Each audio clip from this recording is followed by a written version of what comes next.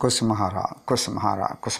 ఇప్పుడు నా 57వ టాపిక్లో నారద భక్తి దర్శనంలో ఏకనామం ఏకరూపం ఆవశ్యకత గురించి చర్చ.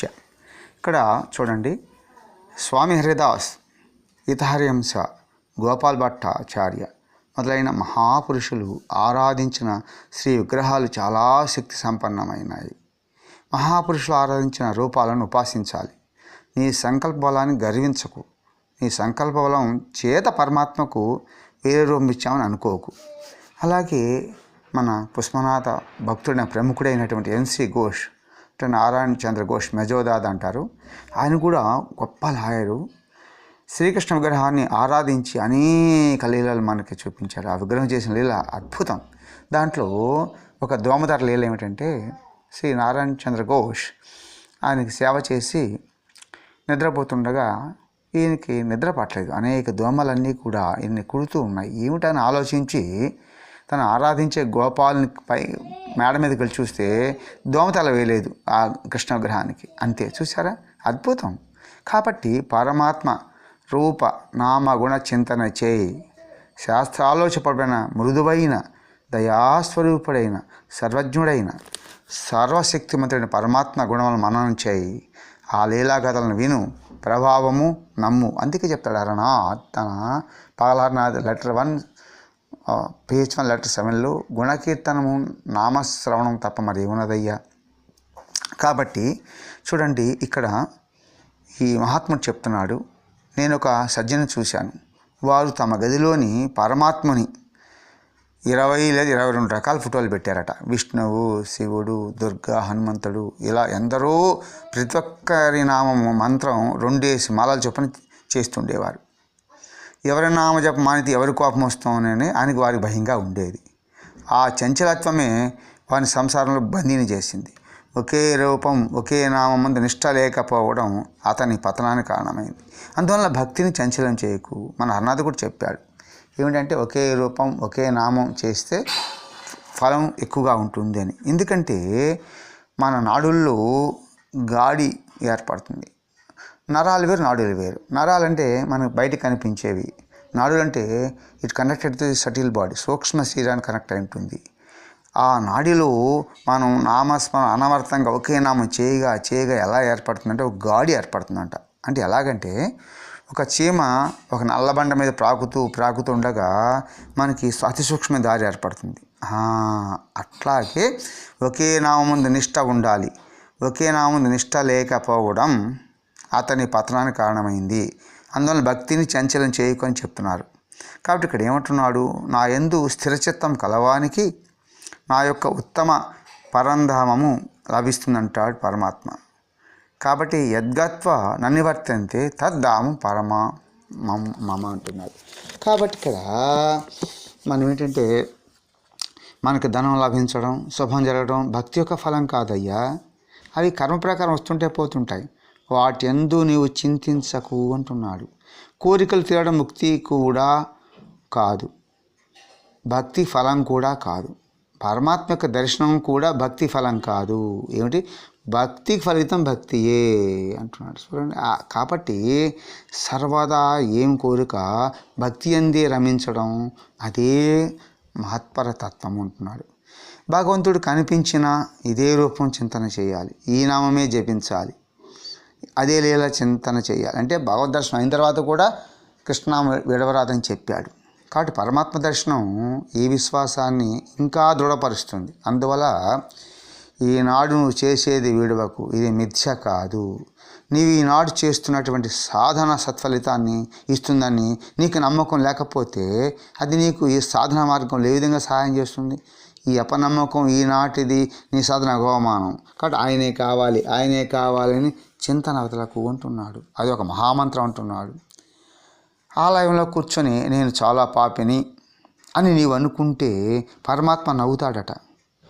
నీవు నన్ను ఇంత బలహీనుడు అనుకుంటున్నావా?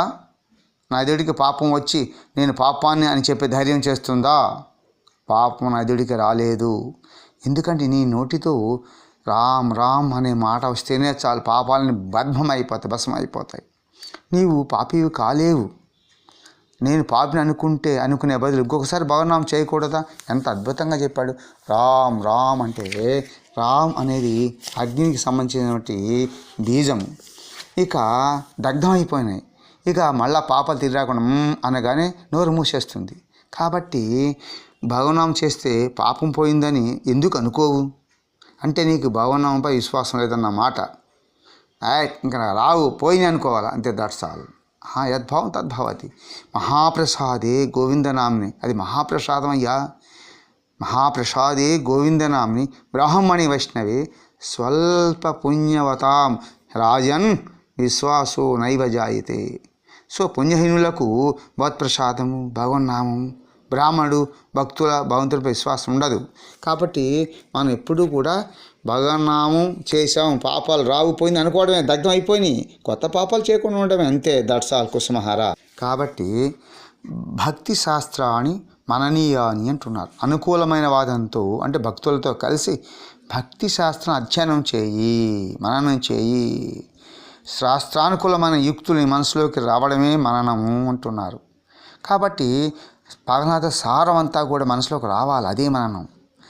అందుకే ఆయన ఏమంటున్నాడు, నీవు మహాప్రసాదమైన లేఖలు చదవు, దానిలో నచ్చిన వాక్యాలు నీ యొక్క సహచర్యగా తీసుకుని తోడుగా చేసుకు, వాటితో పయనించు, అవి మననం రావాలి. అదే ప్రభు కృప. శాస్త్ర వ్యతిరేకమైన తర్కాలు నీ మనసులోకి ప్రవేశిస్తే పాప సంస్కారాలు నీలో ఇంకా ఉన్నాయని అనుకోవాలి, అంతేగాని అవి పోతాయి.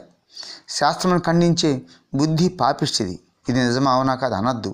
శ్రద్ధావం లేకపోతే జ్ఞానం. శ్రద్ధ అంటే శాస్త్రములు గురువాక్యమందు విశ్వాసం కలిగి ఉండటమే అని అర్థం. శాస్త్రములలో భగవంతుని ముక్తినిస్తాడు, భక్తినివ్వడు అని ఉంటుంది.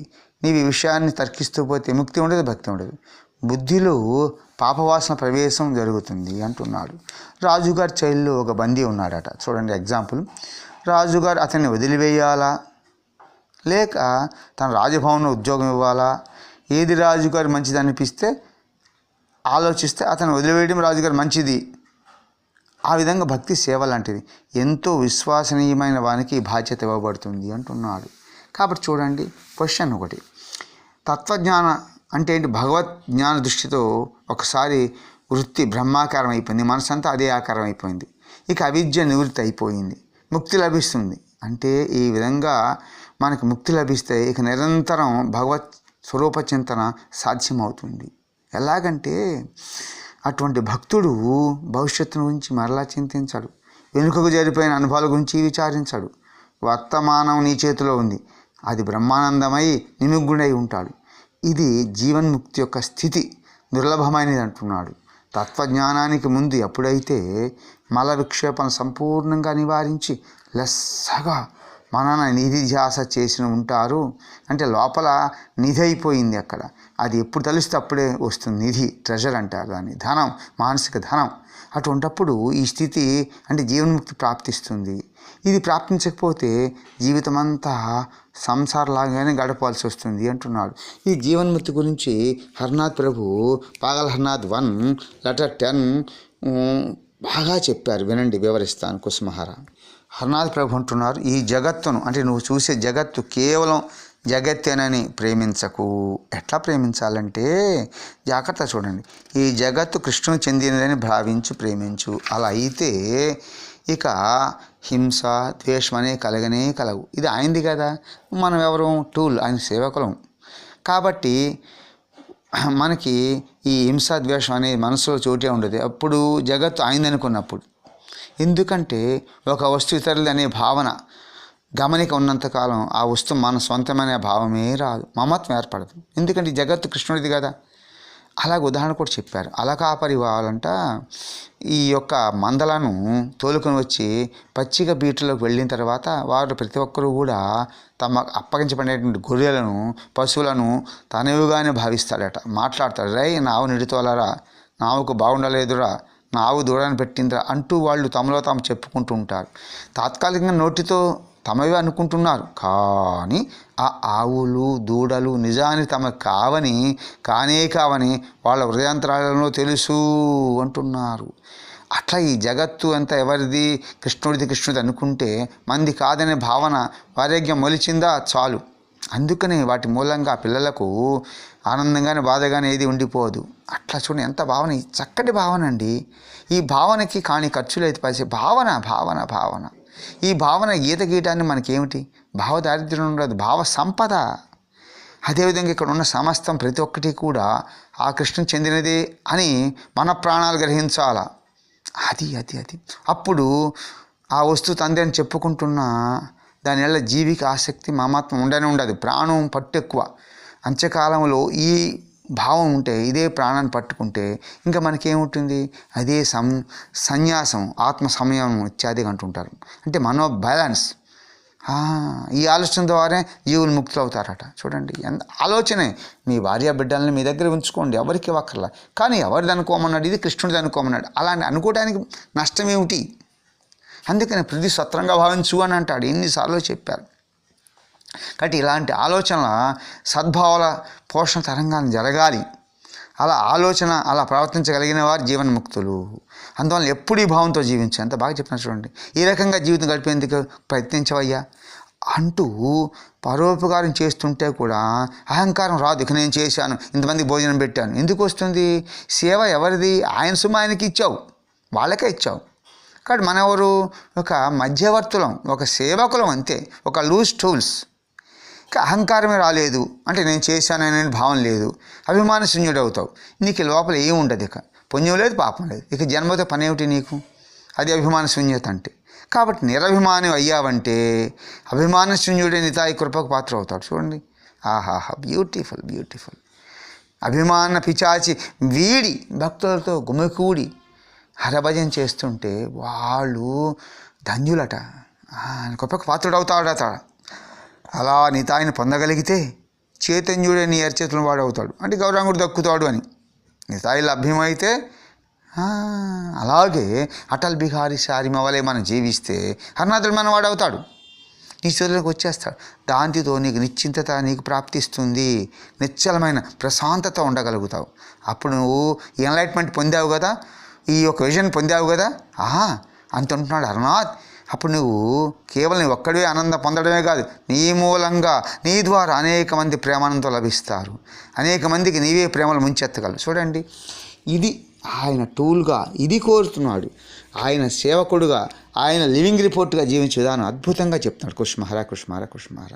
ఇక్కడ ఏమంటున్నారు కాబట్టి కేవలం భక్తి శాస్త్రాలను మనం చేయడం సరిపోదు, భక్తిని పెంపొందించి కర్మలు కూడా చేస్తుండాలి. మానసిక కర్మగా ఇది ఈ జగత్ అయింది అని చెప్పి మనం దానం చేస్తుండాలి.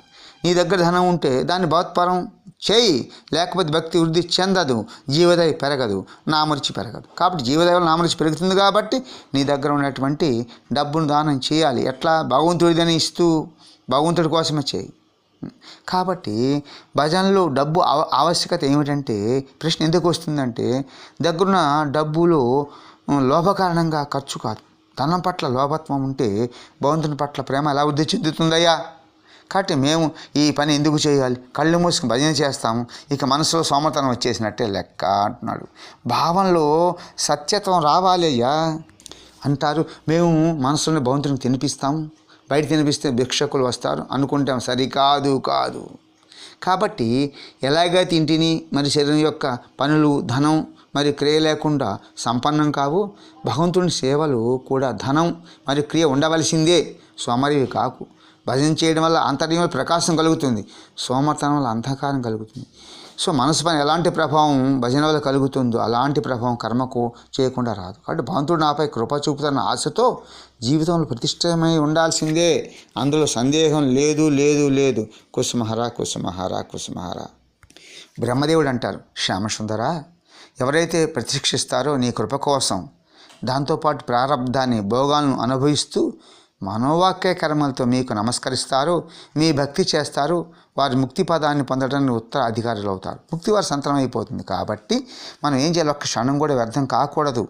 భగవన్నామాన్ని జపించు, కీర్తన చేయి, భగవంతుడి మూర్తికి పూజ చేయి, మందిరాల్లో తీర్థాల్లో దర్శనం కోసం వెళ్ళు, కానీ భగవంతుడి కోసం ఉత్సవాలు జరుపు, సంత భక్తులను సేవించు. కాబట్టి ఈరోజు ఒక్క క్షణం నుండి మొదలుకొని భగవత్ప్రాప్తి కలిగే వరకు నీ సమయాన్ని నింపాలి.